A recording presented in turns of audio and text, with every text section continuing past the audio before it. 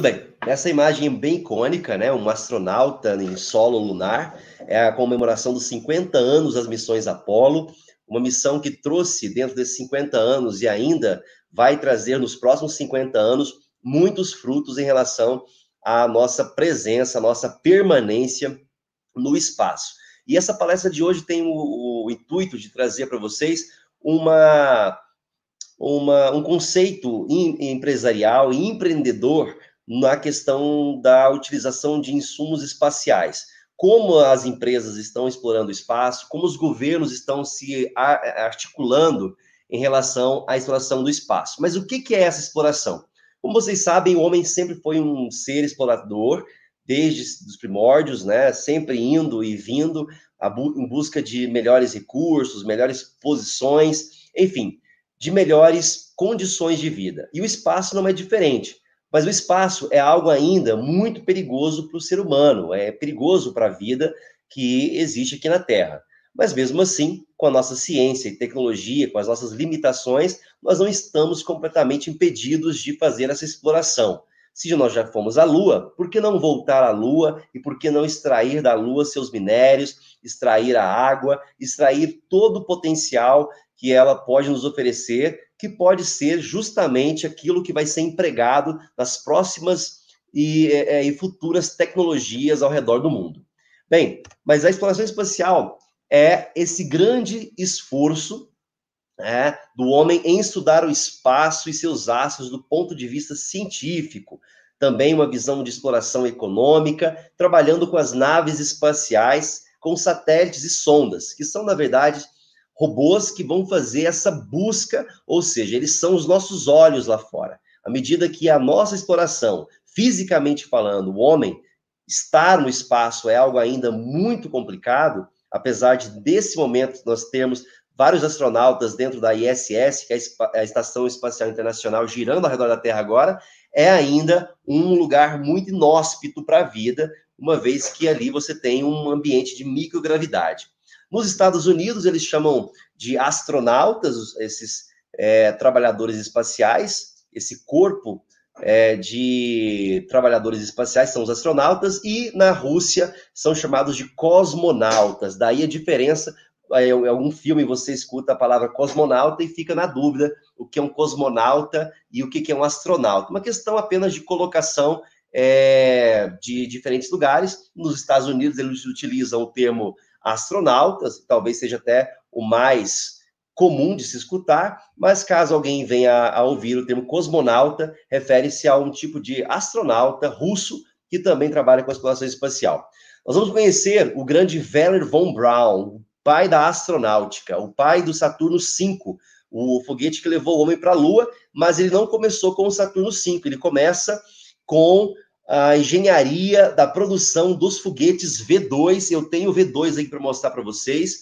Olha só que grande máquina, que na verdade é um míssil balístico usado para questões armamentistas e bélicas na Alemanha nazista, e com o tempo o Wernher von Braun foi ganhando espaço na astronáutica, produzindo modelos cada vez mais velozes, como os mísseis balísticos, e também mais com um poder de destruição ainda maior. Então, Wernher von Braun foi, inclusive, um dos grandes precursores desse sistema de navegação astronáutica e começou a chamar a atenção das grandes autoridades mundiais no tema, que queriam explorar o espaço, mas também queriam ter melhores capacidades bélicas contra possíveis inimigos.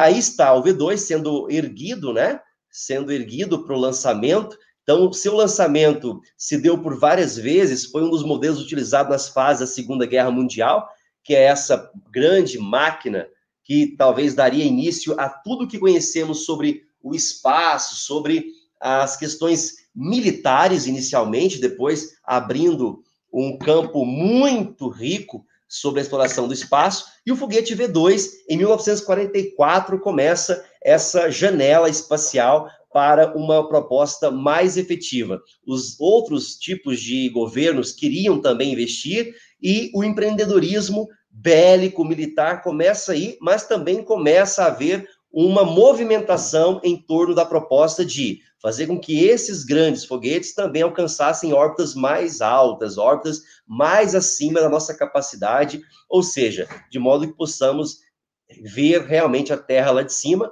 fato que poderia ser possível há alguns anos mais tarde. Essa é a primeira foto tirada da Terra. A primeira foto tirada do espaço foi feita através de um foguete V2, lá em 24 de outubro de 1946, ainda levando aí uma caixa com um aparato de câmeras especiais. Essa seria, então, uma das primeiras imagens do nosso planeta assim revelado, a uma distância muito grande dos humanos que ficaram lá dentro, e nós podemos, de alguma forma, ter essa noção de que nós vivemos realmente dentro de um dos planetas do Sistema Solar.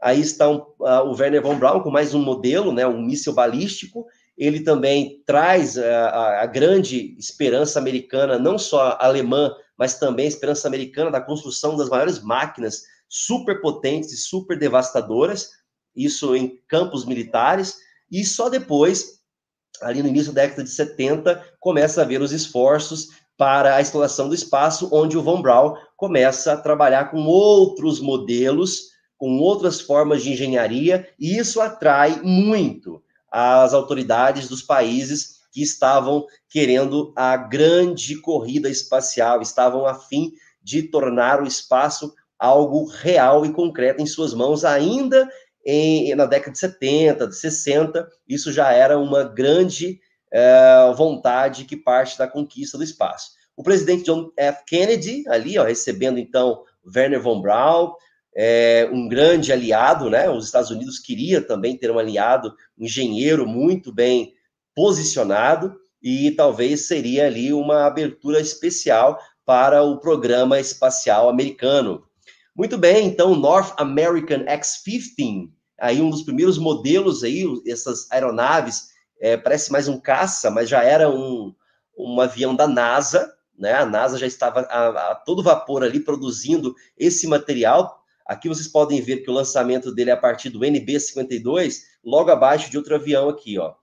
Ou seja, todo o material usado nessas aeronaves, no foguete V2, isso também trouxe para a indústria os reais insumos, os verdadeiros materiais que poderiam ser os materiais do futuro, para a construção de máquinas, para a construção de maquinário agrícola. Tudo que nós temos hoje, boa parte da tecnologia usada na indústria de ponta, vem desse cenário, vem desse grande empreendimento militar e, mais ainda, esse grande empreendimento espacial.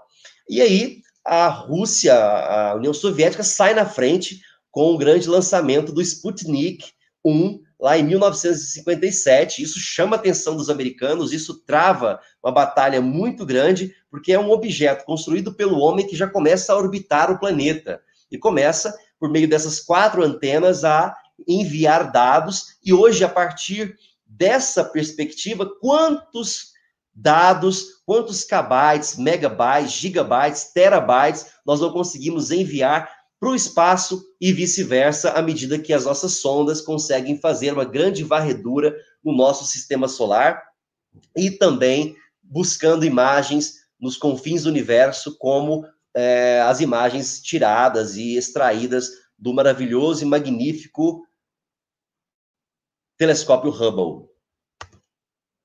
O primeiro homem no espaço, Yuri Gagarin, o primeiro homem a viajar pelo espaço aos 27 anos, Yuri Gagarin começa, então, essa grande aventura humana no espaço, no dia 12 de abril de 1961, um momento solene, um momento ímpar na vida de um homem, que é visitar o espaço pela primeira vez, dentro da Vostok 1, que é um grande foguete, né, a Vostok, e chegou ao espaço e foi o grande responsável da famosa frase "a Terra é azul", eternizada até hoje. À medida que ele olha para a Terra, lá embaixo, ele diz "a Terra é azul", e isso chama a atenção de todos, e algumas coisas passam a fazer sentido.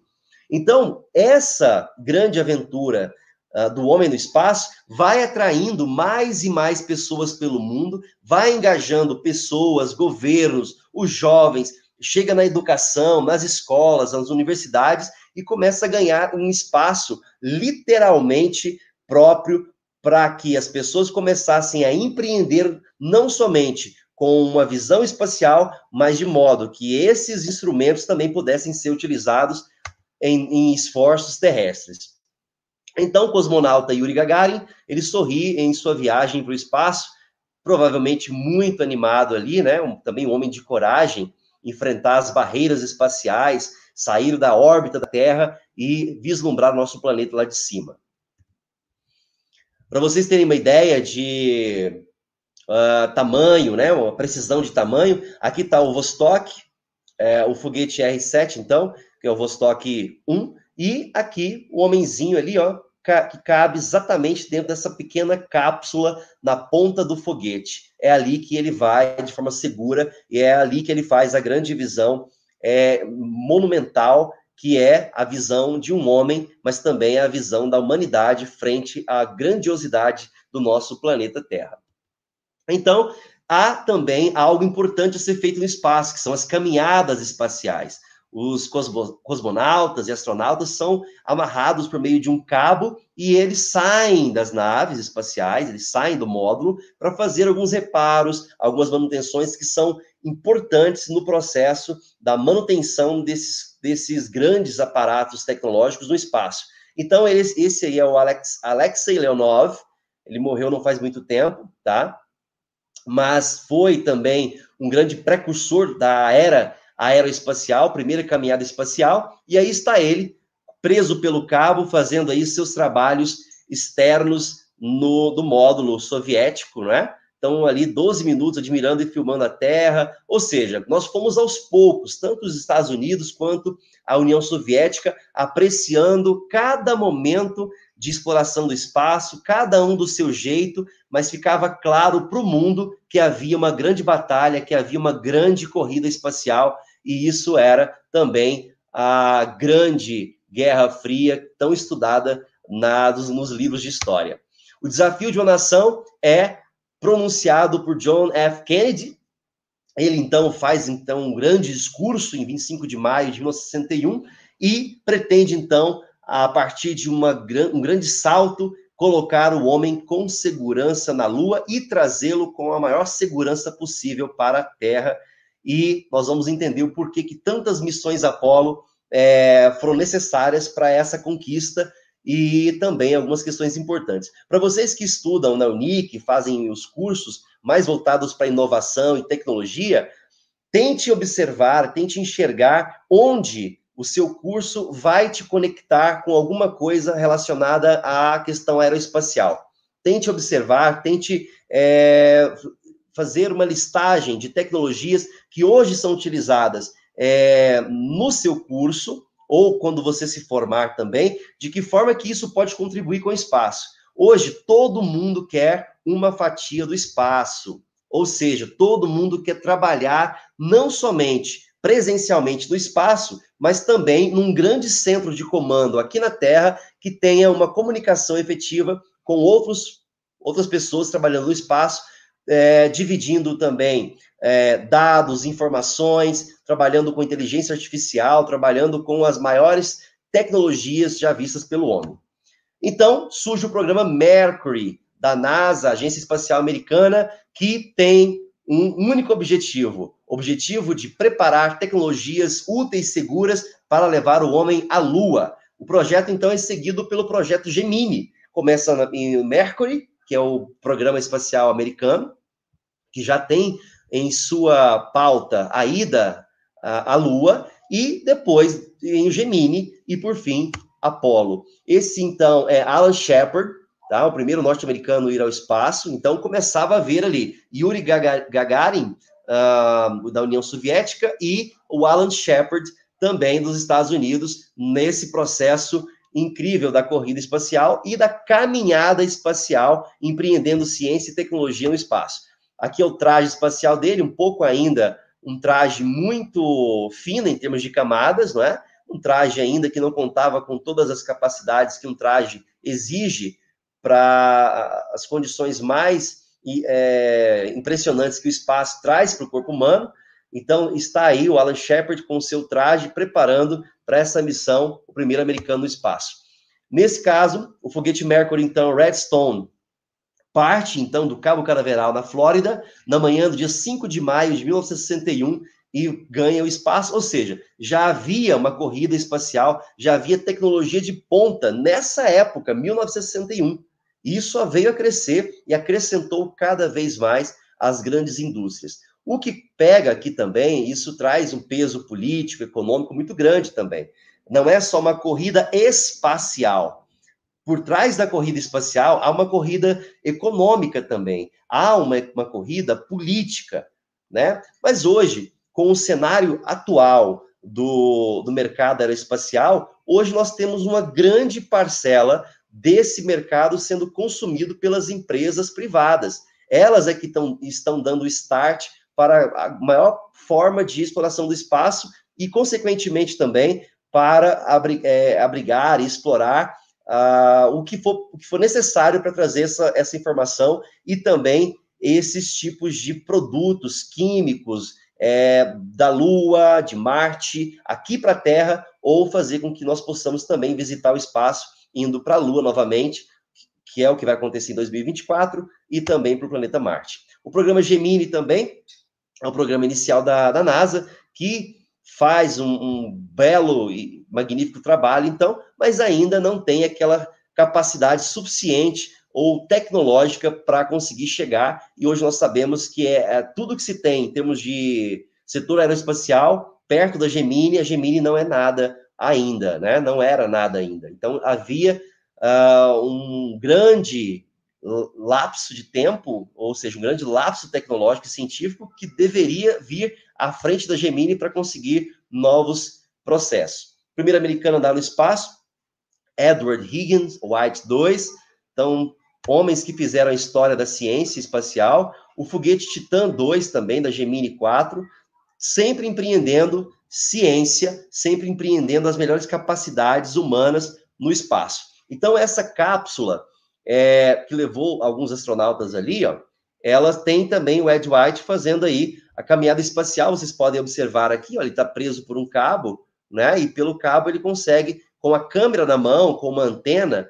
fazer as melhores imagens da época para uma exploração que só estava começando a ganhar corpo. E aí sim, agora o programa Apollo. O programa Apollo foi o grande investimento americano, foi o grande sobressalto aeroespacial para cima da União Soviética e dos demais países, se estabelecendo como um programa sério, um programa que tinha a finalidade única e exclusiva de colocar o homem na Lua. E isso veio a acontecer na missão Apollo 11, isso em 20 de julho de 1969. Até hoje as pessoas me perguntam se eu realmente acredito que isso foi verdade, que o homem pisou na Lua.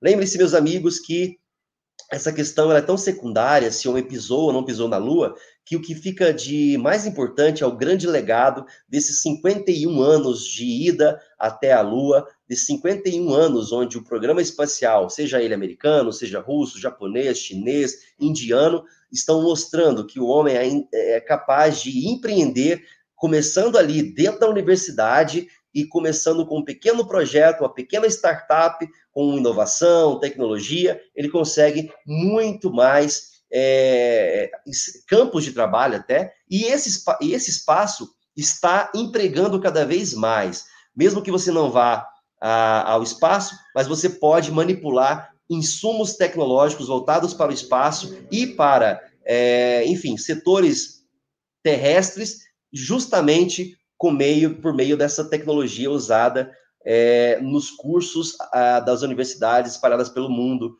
pelo Brasil também. Não pense que você é aluno brasileiro, você não tem chance. Tem chance com grandes projetos e grandes ideias, vocês vão muito longe. Então, começamos com a Apollo 1. Mas a Apollo 1 nos deixou marcas em relação à tripulação. O White, Grissom e Jeff, eles não foram bem sucedidos nessa missão, que são os 3 astronautas que estavam organizando uma ida ao espaço. Inclusive, essa cápsula que vocês podem ver é bem parecida com essa, ó. É bem parecida com essa cápsula aqui, Na verdade, é praticamente a mesma. Até o fundo dela, ó. Tá vendo? Tem um motorzinho de propulsão aqui. É bem parecido.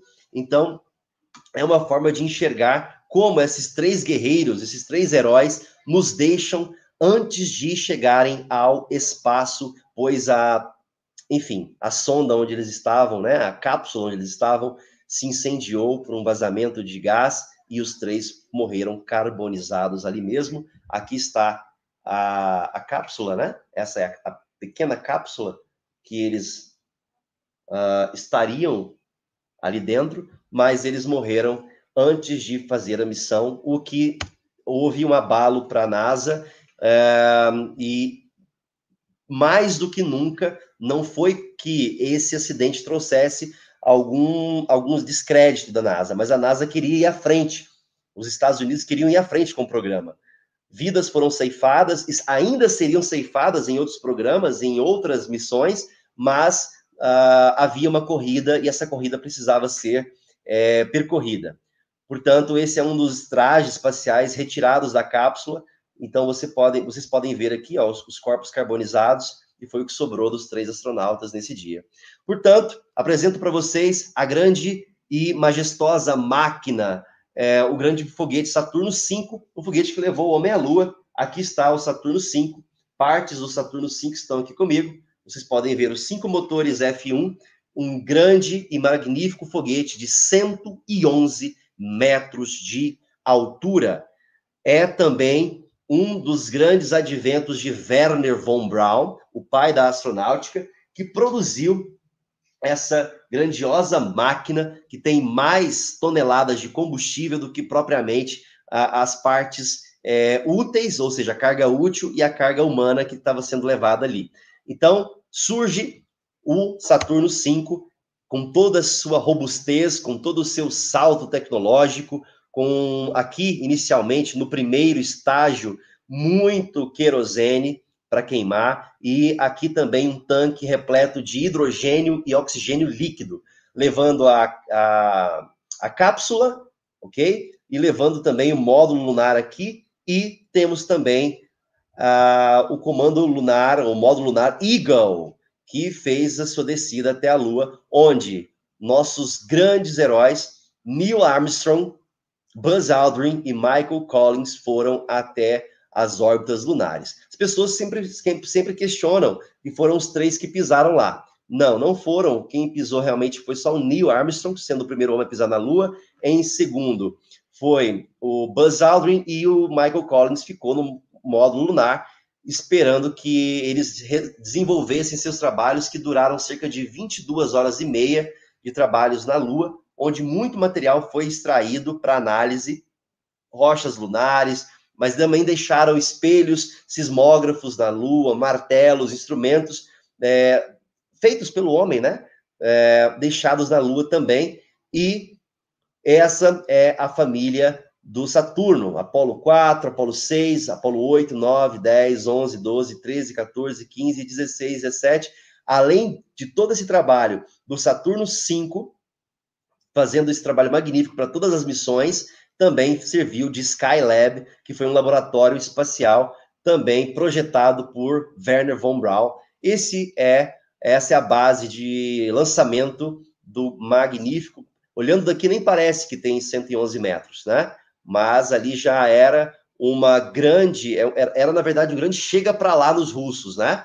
Ou seja, agora sim nós temos a máquina, nós temos a tecnologia, nós temos o conhecimento para chegar até outro corpo celeste e fazer com que o homem possa chegar de fato até a Lua. Então, a maior aventura do século XX foi a missão Apollo 11. Para ter uma ideia de escala, olha só como é pequenininho, aqui uma pessoa do lado de um dos motores, o motor F1, de um dos grandes compartimentos do foguete, e o traje do Neil Armstrong, que também nos deixou não faz muito tempo, tá? E esse é o traje do Neil Armstrong, primeiro homem a pisar, de fato, na Lua.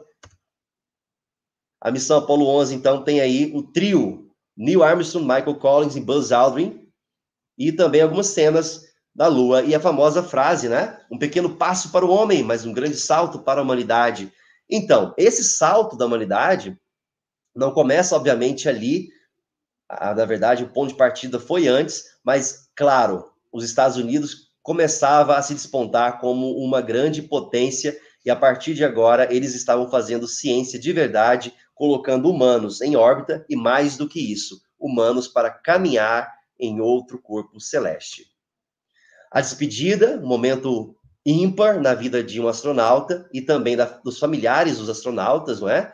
Um momento ímpar. E esse momento de despedida, ou não era, na verdade, uma despedida única, mas também estamos de volta em breve, o que realmente aconteceu, e os Estados Unidos conseguiu manter a sua posição de levar o homem até a Lua e trazê-lo seguro de volta.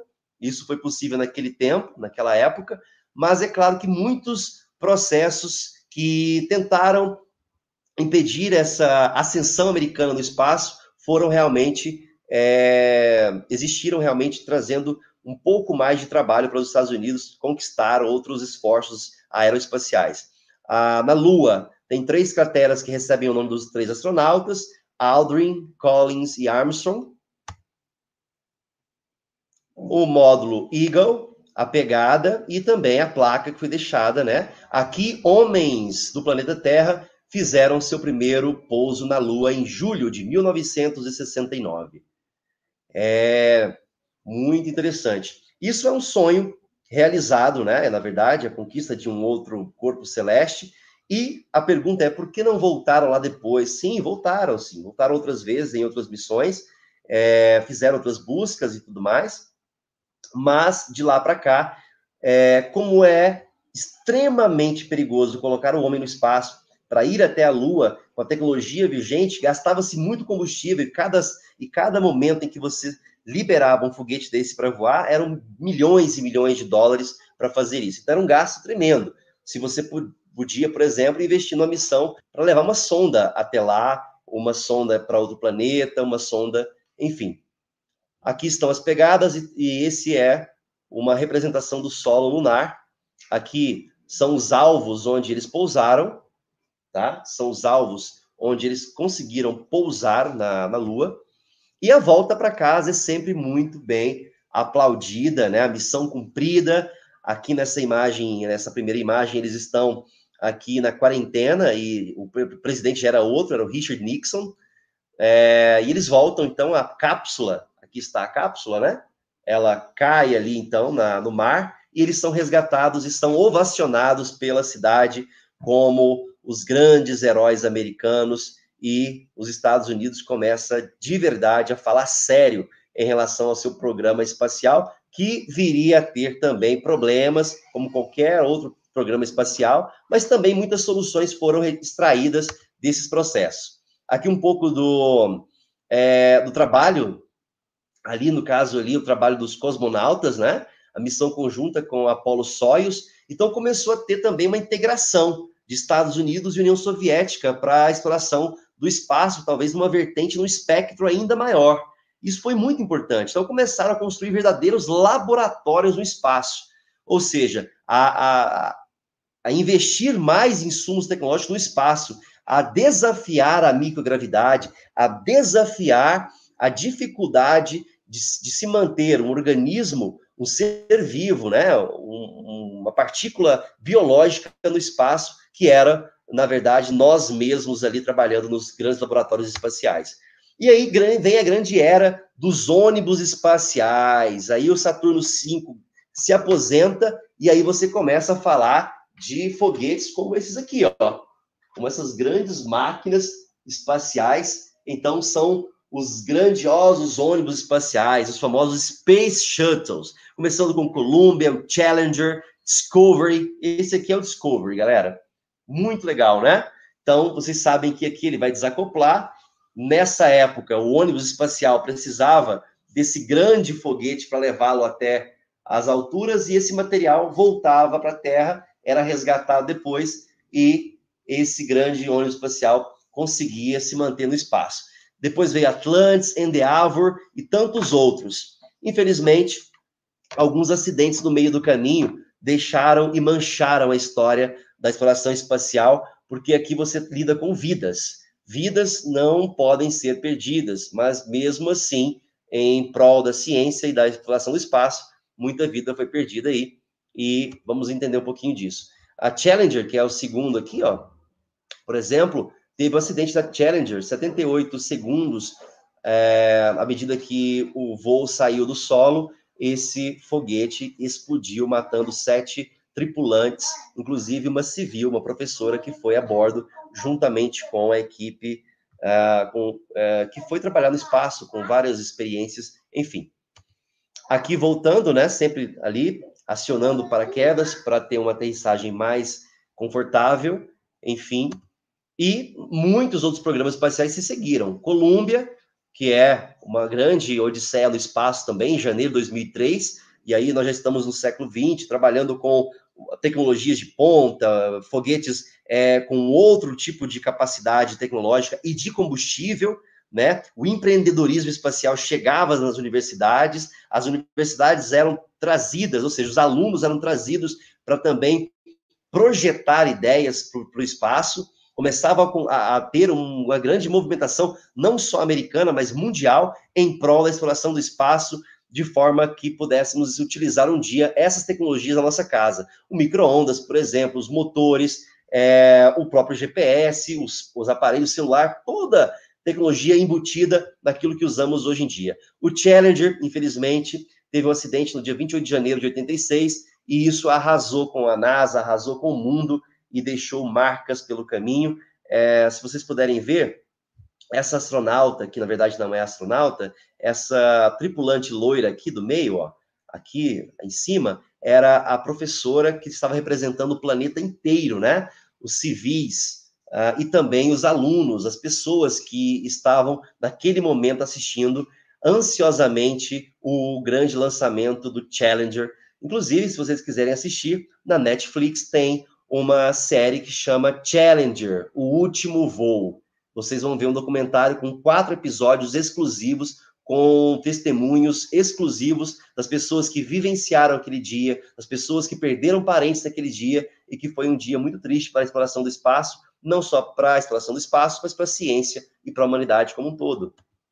Discovery também fez história em 2011, tá? E chegando ao fim de uma era dos ônibus espaciais que também foram aposentados, e a partir daí o homem começa a enviar uma sequência de objetos para o espaço, como o telescópio Hubble, como a ISS, que é a Estação Espacial Internacional, satélites, e cada vez mais explorando o ambiente espacial com máquinas, com robôs, sondas, rovers, missões para o Sol, Vênus, Mercúrio, Marte, Plutão, Saturno, com a sonda Cassini, por exemplo, e a própria Mir, que é a Estação Espacial Russa, que também fez o seu momento de estrela ali, ajudando com ônibus espaciais. Havia uma tarefa mútua entre os Estados Unidos e a União Soviética. Então, imagine o que você pode produzir, empreender, hoje mesmo dentro do turismo espacial. As marcas querem estar no espaço. Para vocês terem ideia, o quanto é importante esse link, ou seja, essa interconexão, esse intercâmbio entre marcas, negócios, empreendedorismo, as máquinas e as marcas querem estar no espaço também. A Budweiser quer ser a primeira cerveja a ser produzida no espaço, a Nike, a Adidas, a Under Armour, ou seja, as empresas querem chegar no espaço e querem tomar uma fatia desse espaço também, explorar não só a terra, os mercados industriais, as rotas comerciais, mas também usar o espaço como rota comercial. Endeavor também fez também grandes pousos e grandes lançamentos também, sendo também utilizado para experiências de física, ou seja, conhecer o espaço, assim como grandes navegadores faziam a mesma coisa ao conhecer os mares. Seguir os mares, conhecer os mares, os continentes, seguir também as estrelas, as constelações, é também algo que está intimamente ligado no DNA humano, ou seja, está ligado em nossas conexões cerebrais. Aqui, então, é aqui que vai ficar o ônibus espacial até o local de lançamento. Deixa eu pegar aqui para vocês, eu tenho essa base de lançamento, que é o NASA Crawler. São 40 metros de comprimento, 18 de altura, cerca de 2.700 toneladas, mas parece um tanque de guerra para conseguir segurar o ônibus espacial. E é esse brinquedinho aqui, ó. Tá vendo aqui? Essas são as rodas, né? Esse material. E essa é a base que vai segurar os famosos Space Shuttles enquanto eles são lançados ao espaço. Uma perspectiva legal, que é você verificar por meio de um avião como é o lançamento de um foguete. O foguete aparentemente parece que vai em linha reta, pessoal, mas não é bem assim. Ele acompanha a curvatura da Terra e o giro da Terra, a rotação da Terra. Então, são dimensões que estão longe do nosso campo de visão, não é mesmo? Mas não estão longe da nossa imaginação. Se você imaginar, empreender, abrir uma empresa que tenha esse formato, assim como nós abrimos a Aerospace Team, com essa ideia e essa magia do espaço, essa magia da ciência, da tecnologia, esse material que eu estou mostrando para vocês aqui, esses modelos, são da nossa exposição, que nós fazemos em shoppings, escolas, empresas, e quem sabe um dia estaremos aí na Unic, com todo esse material, fazendo uma mostra científica espacial aí para vocês. Em breve, vamos organizar alguma coisa desse tipo. Então, o telescópio espacial Hubble ganha um espaço também, literalmente, né? Porque ele vai trazer as imagens mais incríveis possíveis, porque são espelhos gigantes capazes de rastrear e buscar corpos celestes a distâncias inimagináveis. É um satélite, na verdade, que nele tem acoplado um telescópio, tá? É um satélite que nele tem acoplado um telescópio com espelhos enormes, ajustáveis, e a partir daí a era espacial Hubble estava decretada, e as imagens são essas que vocês estão vendo, uma mais bonita do que a outra. Isso não é apenas uma exploração do espaço, mas é também uma varredura espacial, é também conhecer os nossos vizinhos, conhecer os nossos limites espaciais. Aqui os seus espelhos e todo o seu processo. Ele vai ser aposentado, né? Vai ser colocado como um agente secundário, porque nós estamos ansiosamente aguardando o lançamento do grandioso satélite espacial James Webb, agora em 2021, que é uma outra máquina que vai trazer. Se o Hubble trouxe isso aqui, pessoal, imagine que o James Webb não vai trazer. Então, se preparem para que todas as teorias que ainda existem por aí, dentro da física, dentro da engenharia aeroespacial, possam cair por terra e grandes verdades possam ser reveladas. As estações espaciais, como a ISS, é uma magnífica máquina, é um laboratório no espaço, onde são feitos trabalhos ali de pesquisas espaciais, pesquisas em biologia, astrobiologia, astroquímica, astrofísica, insumos. A primeira máquina, a primeira impressora 3D surge a partir dali dentro, depois ela é usada aqui para nós, para poder produzir uma série de benefícios e produtos que podem ser vendidos e comercializados das maiores formas possíveis, e é uma grande revolução espacial. O laboratório no céu, que é o Skylab, um laboratório espacial, como temos um laboratório aqui na Terra, também tínhamos um laboratório no céu por meio do próprio Skylab. Agora o nosso laboratório fica por conta da ISS, Estação Espacial Internacional, que é um conjunto, um esforço de vários países, que não incluem o Brasil, infelizmente, nesse consórcio espacial de fazer com que todos esses países envolvidos nas linhas de pesquisas possam trabalhar em prol de atividades espaciais, mas também em atividades que gerem para o planeta Terra os insumos necessários para a continuação de um planeta moderno, cientificamente falando, e até tecnologicamente falando. Essa é a magnífica ISS e todos os seus formatos e aspectos possíveis, né? Suas placas solares. E nós chegamos agora na nova era da exploração do espaço, que é o momento que nós estamos vivendo, que é a exploração do espaço realmente, aquela que está chegando aí na sua TV, está chegando na live, quando você segue um canal que faz lives de lançamento de foguetes, você está falando disso aqui, ó. Estou falando de um Falcon 9 como esse aqui. O Falcon 9 é assim chamado porque tem 9 motores de propulsão ultra mega potentes aqui, que vão dar a propulsão necessária para esse foguete chegar até o espaço e ele vai levar aqui dentro a carga útil, satélites, vão levar as cápsulas, vão levar o material e insumo para ser utilizado na própria ISS. Hoje a NASA não produz mais foguetes, há muito tempo, aliás, já tem quase 11 anos que a NASA não produz foguetes, está produzindo um foguete agora, que é o SLS, que é o Space Launching System, que é um sistema de lançamento de foguetes justamente criado para a missão Artemis, que é a missão que vai levar novamente o homem para a Lua em 2024, mas a SpaceX agora é uma grande companheira da NASA. A NASA e a SpaceX se juntaram em prol dessa exploração mais assertiva. A Space Exploration Technologies Corporation é a SpaceX, cujo nome comercial é SpaceX, e uma empresa estadunidense,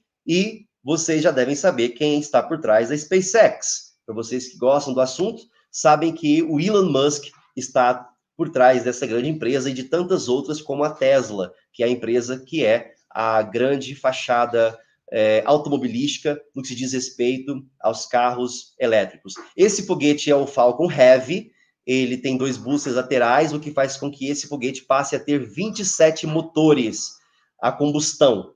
Então, você está falando de muito combustível, e o grande diferencial da SpaceX, e foi uma questão empreendedora, um dos maiores ícones do empreendedorismo é o Elon Musk, é o Jeff Bezos, da Prime, por exemplo, aquelas empresas que entregam na sua casa via site, por exemplo, outras empresas como, por exemplo, a Blue Origin, do Jeff Bezos, são empresas que nasceram não há muito tempo, mas que estão dando uma resposta aeroespacial muito interessante. Está chamando a atenção de vários outros países. A JAXA, que é a Agência Espacial Japonesa também, a Agência Espacial Chinesa, os indianos também já foram colocar alguma coisa na Lua, todo mundo quer essa fatia. E você, aluno dos cursos da Unic, por que não vai estar também em um desses projetos aí, inserido nesse processo que vai te levar para outros níveis de conhecimento? Por que não? Não é? Então, a Amazon, do Jeff Bezos, é também um dos exemplos mais revolucionários nesse mercado que cresce cada vez mais. Então, aqui é a SpaceX, o lançamento do Falcon Heavy. E o grande lance, a grande diferencial, na verdade, da SpaceX em relação a outras empresas é fazer o seu booster, os seus foguetes, voltarem para alvos pré-estabelecidos à Terra. Estão, aqui vocês podem ver 2 boosters voltando. Então, eu vou mostrar para vocês aqui o Falcon 9, tá? Toda essa parte aqui, ela desacopla, essa parte é entregue ao espaço. Essa região é a região da coifa. A coifa é onde, no interior dela, carrega a carga útil. Essa coifa volta para a Terra, e essa parte de baixo, que é esse motor de combustão, o booster, ele volta e posiciona-se a fim de pousar muito precisamente em alvos que vocês estão vendo aqui embaixo. Claro que houveram muitos erros para encontrar esses alvos, alguns não caíam corretamente em lugares pré-definidos e acabavam explodindo, não é? Mas com o tempo, a equipe de engenheiros, a equipe de primeira ordem da SpaceX conseguiu organizar, e agora a SpaceX é uma das maiores empresas do serviço aeroespacial e vai provavelmente ser a empresa que vai colocar o homem em Marte, inclusive. Esse é Elon Musk, é um empreendedor e visionário sul-africano, canadense, americano, então ele tem várias etnias, mas é um homem de sucesso e quer tornar o homem uma espécie interplanetária por meio de suas ações, que para alguns não passam de maluquice, mas para alguns tratam de um exemplo clássico e fiel ao que é um grande empreendedor por meio de uma visão que vai além do alcance para produzir tecnologia, ciência para a exploração do espaço e também para melhorar a nossa vida, inclusive produzindo carros elétricos. Como vocês sabem, existe um carro no espaço agora e está se aproximando cada vez mais da órbita de Marte, e ele foi lançado em 2018. E, enfim, o Elon Musk tem feito história no mundo todo, né? Essas são as empresas que ele toma conta: SpaceX, Tesla, SolarCity, The Boring Company, Hyperloop, Starlink, Future of Life, enfim, ele tá com a corda toda aí nessa questão, mas ele também briga com outros multimilionários, como Jeff Bezos e o Richard Branson também, entre outros, que também são extremamente ricos e capazes de movimentar essa área. Números do setor aeroespacial, esses números eles estão aumentando cada vez mais o serviço aeroespacial, empregando cada vez mais bilhões e trilhões são investidos nesse setor, que também emprega e também revoluciona todos os mercados que você imaginar, desde vestimentos, alimentos, bebidas, insumos, no caso você também tem os insumos medicinais, remédios, medicamentos, você tem também as máquinas, a inteligência artificial, robôs fazendo cirurgias em cérebros humanos. Então, os Estados Unidos sempre à frente e também a Europa, por meio da ESA, que é a Estação Espacial Europeia. Aqui alguns modelos que vocês estão acompanhando. Estou passando os slides um pouquinho mais rápido, porque nosso tempo já está se esgotando, tá? Eu quero muito ouvir as perguntas de vocês. Alguns modelos de algumas empresas, o Antares, a Soyuz, a Ariane 5, o Atlas 5, o Vulcan, Falcon 1, depois pula rapidamente para o Falcon 9, que já é bem maior, cerca de 70 metros, e aí vem o Falcon Heavy, que é um revolucionário foguete que vai voar ano que vem também. Ele fez poucos voos, porque a SpaceX gasta muito combustível aqui, não há necessidade de gastar tanto combustível, já que o Elon Musk investe em foguetes reutilizáveis, o que economiza bastante. Então, isso tem trazido uma economia muito gigantesca. Enquanto ele economiza no foguete, ele pode empreender muito mais ideias inovadoras na carga útil que ele está colocando no espaço. Olha que legal. Então, enquanto ele economiza no foguete e no combustível, ele acaba investindo mais no material e na quantidade de material que é colocado no espaço. O Neil Glenn, aqui da Blue Origin, quando eu falar Blue Origin, estou falando de Jeff Bezos, multimilionário também, um pouco aqui o Saturno V, tentando se aproximar, e outros foguetes que estão com a capacidade também reforçada para várias toneladas de material que são depositadas no espaço a cada ano. Uma comparação breve entre o Saturno V e o Falcon Heavy, tá? Então, você está falando de um foguete de 70 metros que tem um Falcon Heavy e um foguete de quase 111 metros, que é o Saturno V. E aí algumas diferenças, o diâmetro, no peso, na força de empuxo do primeiro estágio, que é aquela força necessária para tirar o primeiro estágio do chão, não é? Ou seja, tirar toda essa massa metálica do chão, ó.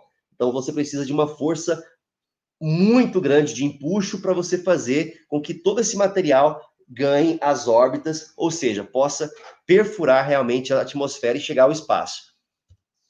E começamos também a era das grandes cápsulas, como a Crew Dragon, que já fez o seu voo experimental levando 2 astronautas diretamente do solo americano para a ISS, né, que foi o Bob e o Hurley. Eles foram para lá no dia 30 de julho, se eu não me engano, e foi um grande voo, né? Passaram cerca de quase 2 meses lá, e voltaram seguramente para a Terra. E imagine, né? Agora a SpaceX vai oferecer essa cápsula para os astronautas de todas as agências que quiserem empreender no espaço e quiserem colocar seu material. É assim que a SpaceX ganha dinheiro nessa área aeroespacial. E é uma grande empresa que vai ainda gerar valores brutos. Aqui é a Starlink, são vários satélites colocados para aumentar o nível do acesso à internet, pessoas que jamais tiveram acesso, regiões mais inóspitas do planeta, regiões afastadas, com sinais fracos ou praticamente sem sinais, passarão a receber sinal de internet, e espera-se que esse serviço seja gratuito daqui a um dia, mas eu também acredito que a Starlink tem produzido alguns problemas no céu. Esses satélites têm sido cada vez mais vistos no céu, assustando as pessoas com a constelação de satélites, o que tem feito com que algumas pessoas começassem a ficar com medo. Calma, não são ETs, não são discos voadores, são os satélites do Elon Musk, por meio da missão Starlink, passando aí na sua região. Esse é o famoso Richard Branson, o dono da Virgin Galactic. Aqui vamos falar um pouquinho sobre o futuro do turismo espacial. Algumas viagens passagens já estão vendidas, mais de 700 bilhetes já foram vendidos por vários e vários milhões de dólares, porque as pessoas querem ter essa experiência aqui, pessoal, ó, poder ir nesse avião central, essa aeronave central, ela tem várias janelinhas, porque a pessoa quer ter essa expectativa. E você aí, da Universidade de Cuiabá, o que você vai empreender? Olha só que grande empreendimento, turismo espacial. Você pode ver a órbita da Terra lá de cima. você vai fazer um voo suborbital. Essa é a proposta da Virgin Galactic, que tem feito testes, tem feito esforços bilionários para tornar essa possibilidade cada vez mais próxima das pessoas. Claro que nem todo mundo vai ter acesso inicialmente, mas é também um correspondente muito ativo do turismo espacial. Os números passam de 60 milhões, né? Esses números já cresceram, obviamente. 60 milhões de dólares depositados nas contas da Virgin Galactic. Então, nós temos outro grande representante, que é o Jeff Bezos. Esse é o dono da Amazon. E quem não conhece a Amazon? Eu comprava livros por lá. Eu já recebi material de lá. Eu já acessei o site da Amazon. Mas agora, saber que o Jeff Bezos está envolvido no serviço aeroespacial também é uma coisa interessante. Alguns foguetes dele. Além disso, temos o Tory Bruno, que também empreende no espaço, que é da ULA. A ULA é a United Launch Alliance, tá? Desde agosto de 2014 também. Como eu disse, todo mundo quer uma fatia do espaço. Alguns foguetes utilizados no processo. Professor Carlos, eu tenho mais um tempinho? Então, temos 4 minutinhos para finalizar nossa live já. Tá, então eu vou acelerar aqui para vocês, só para que vocês possam contemplar todos os meus slides que eu preparei para vocês. O futuro mais próximo ainda, né? Então, a Lua continua sendo um alvo, porque o que acontece? O minério, né, pessoal? O hélio 3, por exemplo, que não tem na Terra, mas tem lá, tem na Lua, fora outros minérios especiais, pedras preciosas, ou seja, a própria água que está sob abundância no polo sul da Lua.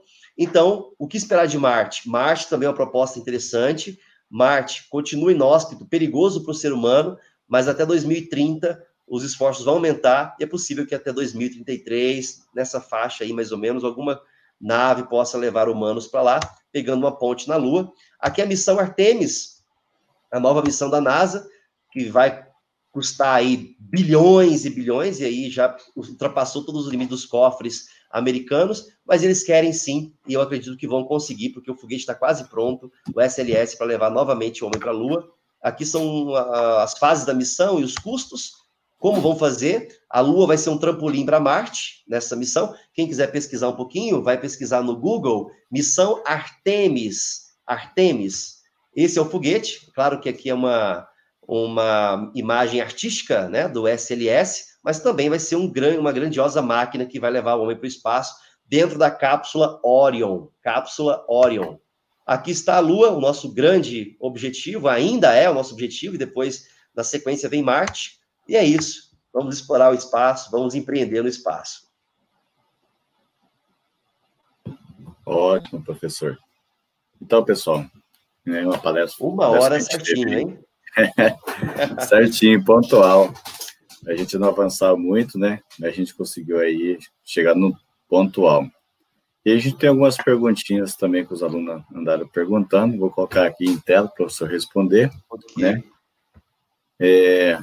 Teve uma pergunta aqui de um aluno, Michel.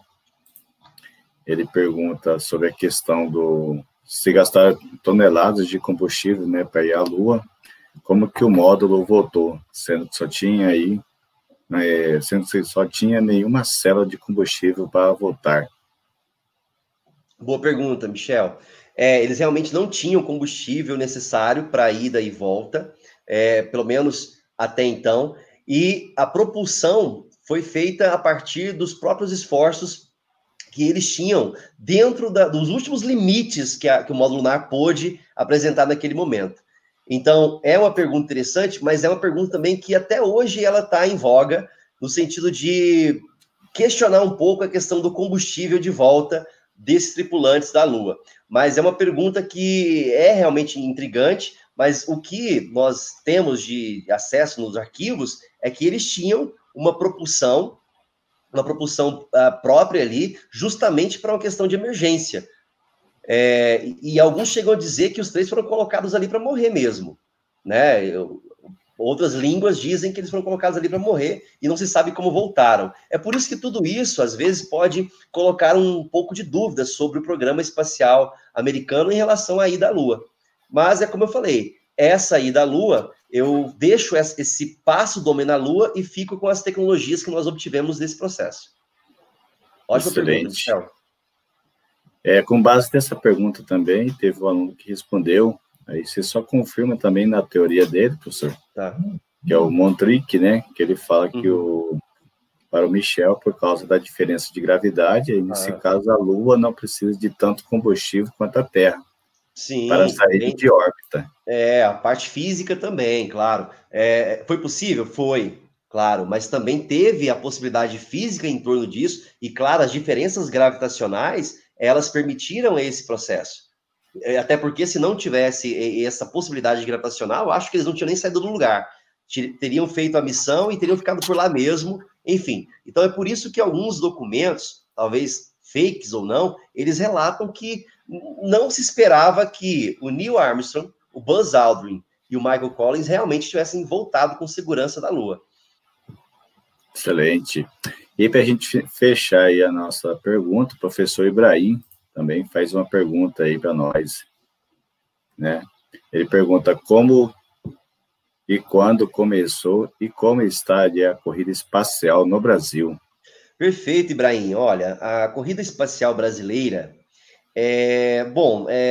quando eu falo de Alcântara, por exemplo, a base de Alcântara, eu não falo da base com animosidade, tivemos muitos problemas, inclusive acidentes.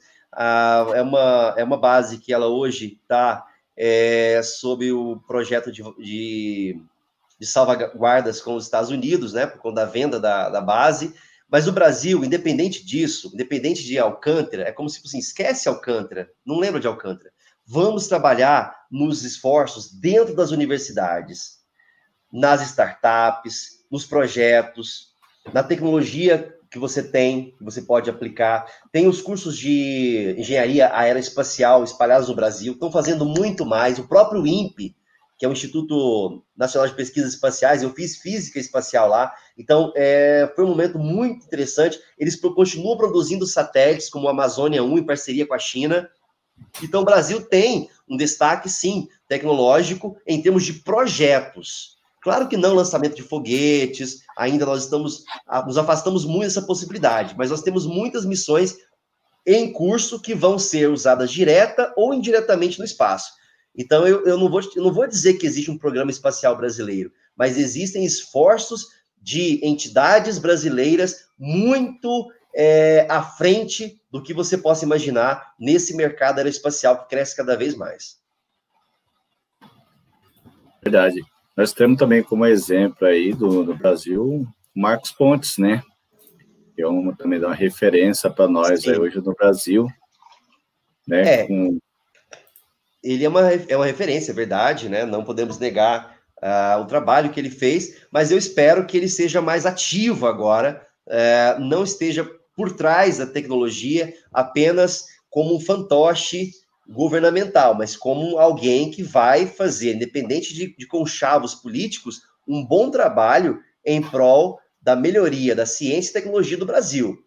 Nós temos grandes mentes, nós temos grandes engenheiros, nós temos aí na Unic muitos alunos, acredito eu, que são excelentes, precisam de oportunidade, precisam de espaço para apresentar seu projeto, apresentar o seu trabalho, enfim, corram atrás do que vocês querem, produzam sua tecnologia, avancem. Existem, como o NASA Apps Challenge, por exemplo, que foi o evento da NASA agora no último final de semana, foi excelente. Então, são mentes brasileiras trabalhando em prol de projetos. É assim como os alunos da robótica.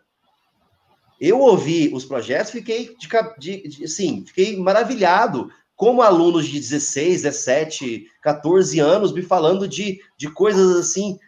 Cara, isso é extremamente aplicável. Você precisa ir além, ir longe com o seu projeto. É extremamente aplicável. Você tem que fazer isso. Você precisa fazer isso. Faça isso, não desista. Mesmo que você não ganhe uma posição de ir para a NASA no desafio agora, guarde esse projeto. Tem muita empresa que está de olho nisso aí e nem sabe que existe. E você aí da universidade, a mesma coisa, eu vou dizer isso para vocês. Empreendam, empreendam. Isso.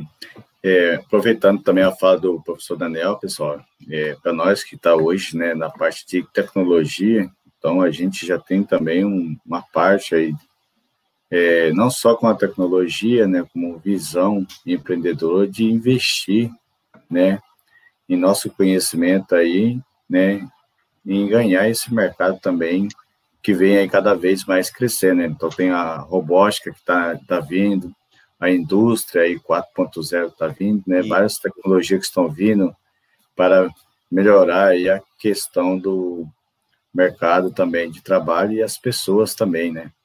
E é para a gente fechar aqui, professor Daniel, a última pergunta do professor Ibrahim, né? E aí pergunta, nessa velocidade da corrida espacial brasileira, quando lançaremos aí um brasileiro com tecnologia brasileira no espaço?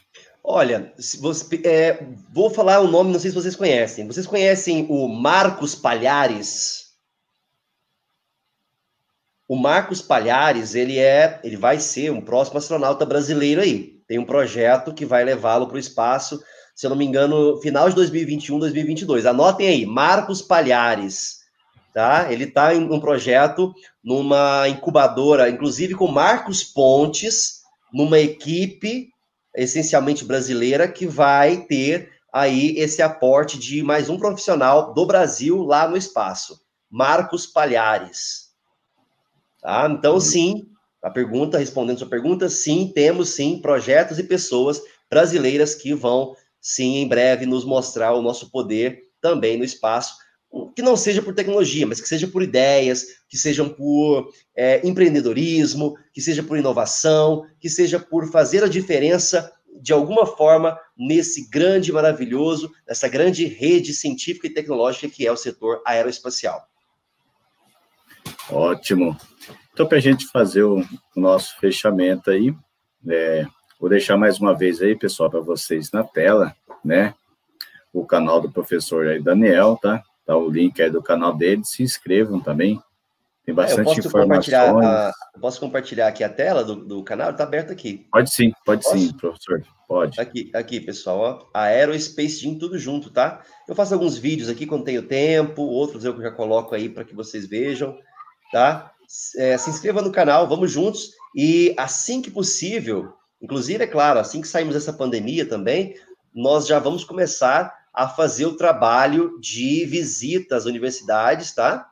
Visitas às universidades para levar a nossa exposição. Espero contar com você, professor Carlos, organizar alguma coisa aí nesse sentido. Tudo bem? Vamos sim. Pode contar com nós aí. Okay. A gente já tem uns projetinhos já que a gente já trabalhou, né, com a robótica, né? Espero que os alunos tenham gostado aí da palestra e também tenham gostado dos meus modelos que eu fui mostrando ao longo da palestra, né? Os foguetes. Eu não sei se apareceram, porque como eu não estava vendo a minha tela, então tá aqui os nossos modelos. Todos esses modelos e muito mais vocês podem verificar na exposição da Aerospace Gym aí na sua universidade, aí na sua cidade. Eu agradeço demais pela oportunidade de vocês. Ótimo. Em nome também da Unic, professor, agradeço aí pela oportunidade, o senhor ter dado esse momento conosco aqui. Foi uma grande aprendizagem, né?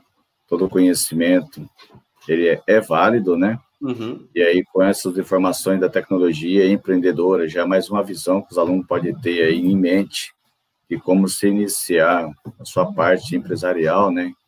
Talvez uma ideia que ele já tem, com base dessa ideia, ele já consegue aí ter uma visão do mercado e ganhar essa oportunidade do mercado, ou até mesmo construir ou programar, né? Ou desenvolver algum protótipo ou algum produto, né? Que possa aí um dia estar como referência também no mundo, como muitos também estão hoje como referência. Agradecer mais uma vez aí por essa oportunidade, né? E obrigado aí. Agradeço também todos os alunos que participaram aí nesse momento. Eu creio que, como para mim e para todos também foi uma grande aprendizagem aí, um conhecimento fundamental para nós cotidiano, né? Além do conhecimento tecnológico. Então, a intenção também dessa palestra é a gente poder mostrar também não só que a tecnologia está no dia a dia nosso, mas também outros meios que possam também, que acaba dependendo dessa tecnologia, né? E aí nós temos também o André, o coordenador André, que está aí ao vivo também. Agora você veio fazer o fechamento. Seja bem-vindo aí, André. Fantástico, adorei os seus modelos. Opa, obrigado. André, vamos combinar. Em breve aí a Aerospace Gym chegando aí na Unic com os modelos e toda essa atmosfera aeroespacial, engajadora, transformadora aí para os alunos, viu? Nossa, eu me lembro quando eu era adolescente, uma vez eu ganhei de um professor meu de informática. Ele gostava muito da NASA e ele recebia, não sei como, isso nos anos... acho que início dos anos 2000, ele recebia alguns materiais de foto em alta resolução das naves, Sim. né, Cara, eu era fascinado, sou ainda fascinado, adoro essa área, mas eu me lembro que eu ficava fascinado com isso. Então, é uma área muito gostosa, a história é muito fascinante, né? É interessante, né? Mexe com os nossos estímulos. Imagina, você vislumbrar o momento em que você está utilizando algo fora do seu planeta. Eu acho que trazer as tecnologias que são, primeiramente, utilizadas no espaço e de forma secundária aqui na nossa vida, no dia a dia, não tem preço. O GPS está aí para mostrar, o GPS está hoje os sistemas agrícolas fazem tudo por GPS, o cara não só aperta um botão, só programa e a máquina faz tudo. A máquina faz uma varredura de todo o solo que tem que ser trabalhado, enfim. É uma informação muito rápida. Hoje tudo muda muito rápido. Sim. E eu acho que é isso. Os alunos percebem isso também. As crianças estão também com raciocínio muito rápido. E a criatividade extremamente alta, com certeza. Legal, legal. Estou vendo aqui os comentários. Dá para você colocar aí, Carlos? Tem alguns comentários bem legais. Pessoal, show, parabéns, ótima palestra do Leidiane. Muito obrigado. Samuel Henrique. Tá colocando aí. Montrick Robertson. Obrigado, Robertson. Então, assim... Matheus, obrigado. Matheus Magalhães. Michel. Valeu, Michel. Muito obrigado. Continue estudando, continue empreendendo. Vamos juntos, hein? Isso aí. Muito legal, muito legal. Leidiane também. Muito obrigado, Leidiane. Obrigado pelas palavras. Imagina, foi um prazer.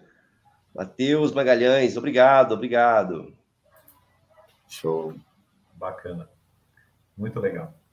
Então, bem, Carlos, vou deixar você finalizar. Professor, mais uma vez, muito obrigado pela gentileza, muito gentil de estar com a gente aqui. Tenho certeza que os alunos gostaram, eu adorei. Eu estava ouvi um pouco da outra de você, que estava em 2 lives, mas eu achei muito legal, é uma área muito fascinante. Obrigado. Estou à disposição para outros projetos, outras parcerias futuras, tá bom? Pode me procurar. Tudo bem, um abraço aí. Um abraço, tchau. Valeu, André, obrigado. Então, pessoal, finalizamos então a nossa live, né? Mais uma vez, obrigados a todos por essa oportunidade que você está aqui conosco, tá? E agradeço mais uma vez o professor Daniel. Até mais, professor. Até mais, pessoal. Boa noite. Vamos empreender ciência por meio da área aeroespacial. Um abraço, até mais.